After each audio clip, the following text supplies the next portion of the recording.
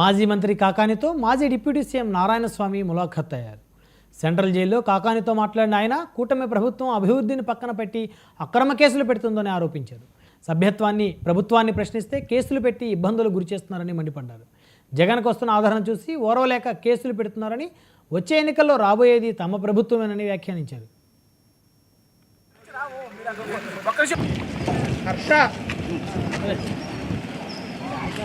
దాదాపు ఒక సంవత్సరం అయిపోవటం జరుగుతుంది.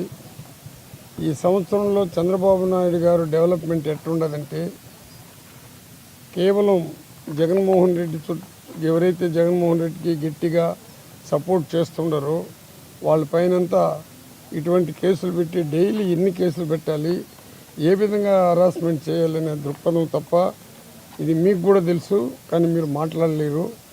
ఈ దృక్పథం తప్ప వేరే దృక్పథం కనబడట్లేదు.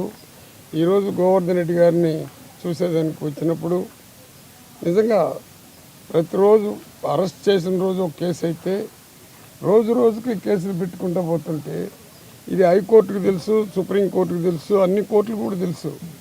కానీ కోర్టులు కూడా నా విజ్ఞప్తి ఏమంటే, ఒక తూరి అరెస్ట్ చేసినప్పుడు వాళ్ళని జైలుకి పంపించినప్పుడు తప్పుంటే ఎవరు దాన్ని కోర్టుల్ని మనం క్వశ్చన్ వేయాల్సిన అవసరం లేదు. కానీ ప్రతి తూరి కోర్టుల్లో ఇదే విధంగా చేసి రోజు రోజు కేసులు పెడుతుంటే ఈ వ్యవస్థ ఎక్కడి వరకు పోతుందో చూడండి.